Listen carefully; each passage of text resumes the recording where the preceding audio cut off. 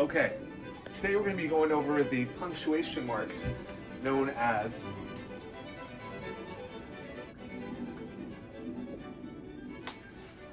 the comma.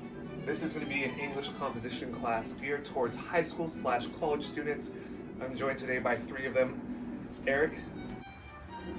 Hello. I'm also joined by Joe.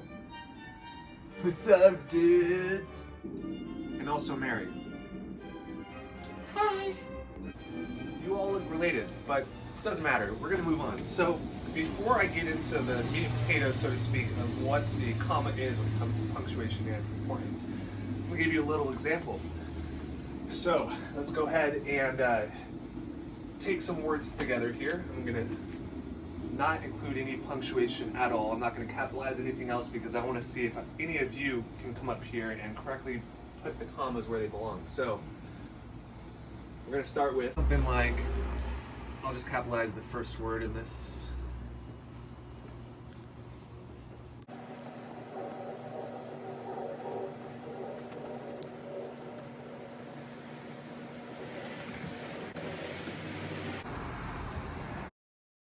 All right, so when we look at this example without any punctuation anywhere, that's pretty confusing. I'm going to go ahead and call on Eric to come on up here and try to figure out where the commas go in this sentence. Eric? Not is not. Is that it? I don't know. Okay, so we're going to get back to that example at the very end of class. First, we're going to define what the comma is used for in punctuation. Typically, there's three main reasons for that. The three ways are going to be first, to change your thoughts. Secondly, when we want to insert other ideas. And thirdly, to identify parts. Now, there are a few different ways that we do this correctly. We're going to say that there are series, there's direct addresses, there's parenthetical expressions, there's dates, time zones, addresses, and appositives. We're going to go over all this together. So we'll first start with the series. Go ahead and get that up here on the board, giving an example for you. So in a series, comma is going to be used to separate three or more items, typically that are of equal rank. So we're going to go ahead, we'll do a sentence like, I'm going to switch out my marker here. Let's try this. I like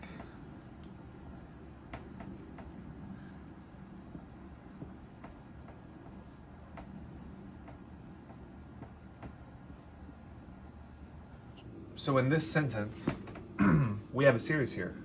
I like apples, pears, and oranges. So when we say this, we're going to be changing our emphasis as we speak it. I like apples, pears, and oranges. Now this part's important here, this conjunction right here, and. Whenever we have a conjunction and we're showing a series of items that are different from each other, we're always going to put a comma here before the conjunction to ensure separation of these last two items. So pears and oranges are both different, therefore that comma is going to come right before the and, your conjunction.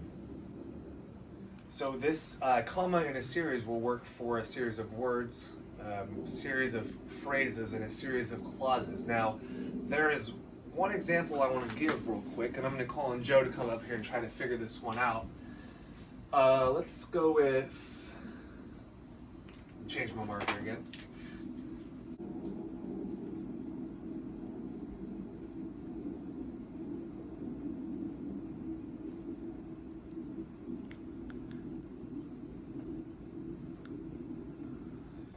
All right, so for this example, I'm going to go ahead and have Joe come up here and show me where the commas go. Okay, I wrote comma. And Jim took notes, comma. And Mary listened. I think that's it, Teach. So Joe's example here, I know the last thing I talked about is when we have conjunctions, we're going to add that comma to show a difference between subjects. However, when we have repeating conjunctions, we actually don't need those commas. So the correct way to write this is going to be I wrote and Jim took notes, and Mary listened. We don't need commas there because the conjunction and repeats in the sentence. So that's going to be what a series is. The next one is if we're going to be, directly addressing people, and I'll give you an example right here for you. So when we want to directly address words or phrases, we're going to use a comma to set that off in a sentence. So I'll give you an example here. We'll use Mary. So we're going to say,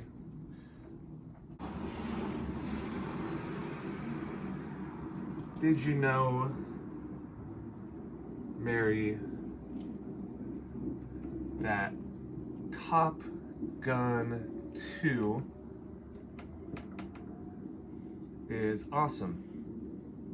So, because Mary is our direct address in the sentence, we are going to put a comma there. I'm going to put a comma there. Mary is the direct address in this sentence. Another time that we would use commas in our punctuation would be if we want to do introductory words, phrases, or clauses. I have a really good example for this. I'll show you right here from the movie Airplane, which goes, "Surely you can't be serious." Now, because surely is an introductory to this, comma. Third way we use commas would be for parenthetical expressions. So this would be, I'll give you an example here, when you pause a sentence to express something. So we're going to use this example here. You have to be, we're going to put a comma here, we use the expression, without a doubt. There's our parenthetical expression, without a doubt. We're going to finish the sentence with, the funniest person I know.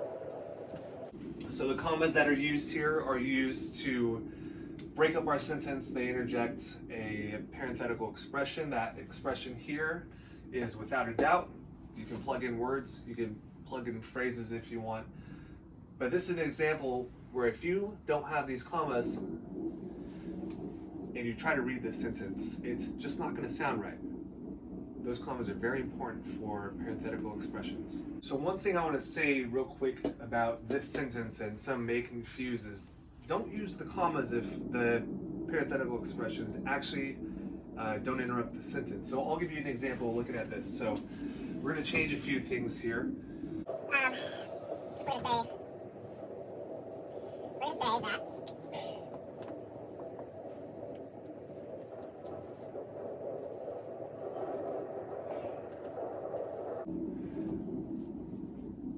I have no doubt you're the funniest person I know. So when I look at this, in the last example, no doubt was my parenthetical expression. It still is here, but I don't need to put a comma here. If I were to put a comma here,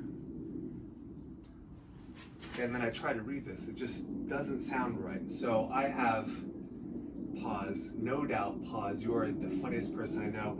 It just doesn't work. So don't get confused by where these commas go with certain parenthetical expressions. Make sure that it actually fits the way that you're saying your sentence. So another way in which we use the comma is when we're using appositives. Now, appositives are going to be non-essential elements to our sentence, things that don't carry a lot of weight, but we would still want to indicate a pause when we write it out. So I'll give you an example here. We're going to say that Jim, the oldest sibling, is playing football this year. So, Jim, the oldest sibling, is playing football this year. When I read that sentence out loud as it's written now, it just doesn't sound right. An appositive is going to be that non-essential part of this sentence that if we take it out of the sentence, it still works. So I'm going to show you what I mean by that. If I were to take out the oldest sibling and say that Jim is playing football this year, that works. Because I went ahead and I added this non-essential information, the oldest sibling, I'm going to go ahead and put a comma there. So Jim, comma, the oldest sibling, comma, is playing football this year. So again, comma we're going to use for that non-essential information when you're speaking. When you put a pause in your sentence, typically with non-essential information, you're going to find a comma in your writing. Jim, the oldest sibling, is playing football this year.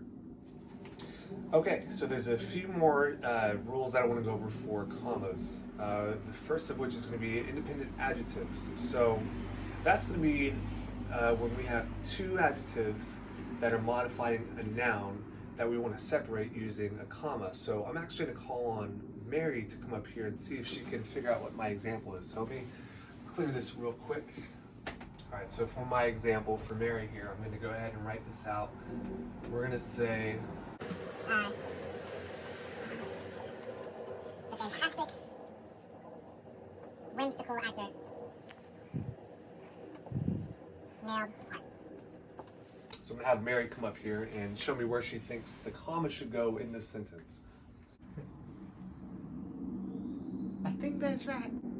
Okay, perfect. So, fantastic is going to be modifying actor here, as well as whimsical. Now, they're both going to be separated by that comma because these are both going to be separate adjectives that modify actors. Okay, so a few more rules that I want to go over. We're going to start with the introductory verbal phrases. So that's going to be a phrase that comes before the main clause, and I'm going to give you an example here. I'm going to say, to be there on time.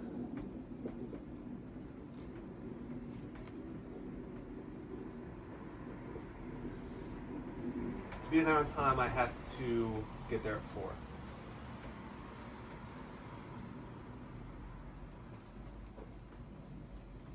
All right, so this is going to be our introductory verbal phrase.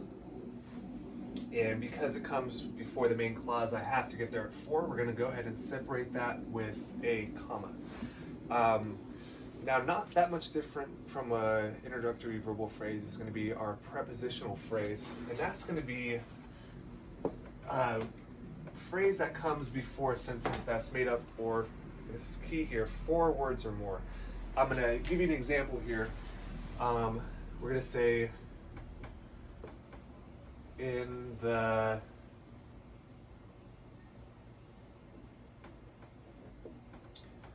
heat of summer,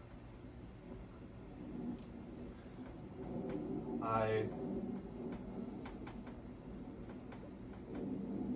love to visit New York.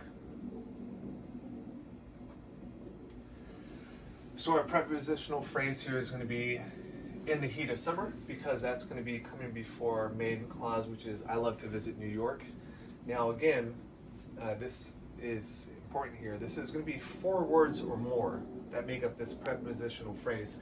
If I were to have 3 words or less, I'll give you another example here. I'm going to say, in the summer, I visit New York.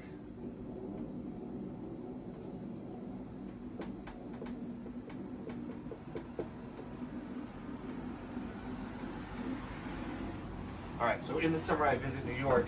This looks a lot like the last example that I gave. However, because there are 3 words or less in this introductory prepositional phrase, in the summer, no comma goes there.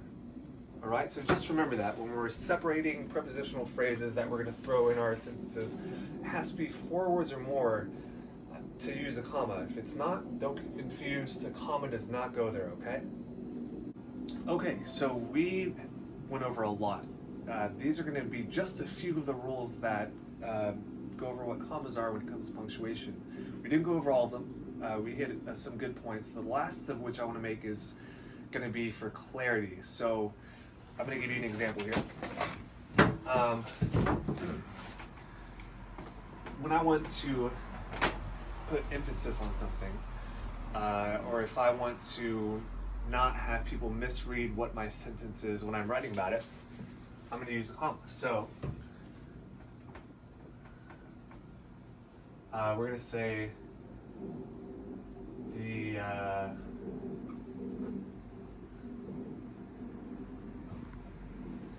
the big tree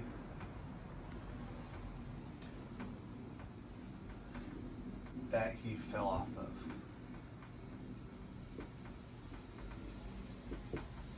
So, for clarity for this sentence here, I'm going to want to use a comma. Otherwise, when people read this, they might misread it entirely. It might change how it's interpreted. So, the big, comma, big tree that he fell off of. Again, we are using this comma for clarity. And this is actually going to tie back to the first bit that we started with. I'm going to rewrite that example on the board here for you. Okay, so again, in this example that I started this class with, if I don't have my commas in here, there's no clarity. I will read this sentence as that is, that is not, that it is. The punctuation here is very important for us to be able to clarify what is actually being said. So, written correctly, that, comma, that is. Now again, I left out any other punctuation. I didn't capitalize anything to kind of throw you off, but just to make my point. So we're going to say that, comma, that is not, comma, is not. We're going to now add a question. Is that it? It is. Okay, so Joe actually had a great question about why this works, aside from just clarity, I think. I know it's for clarity, but why does it work? Okay, so great question, Joe. So I know that we were talking about using commas for clarity.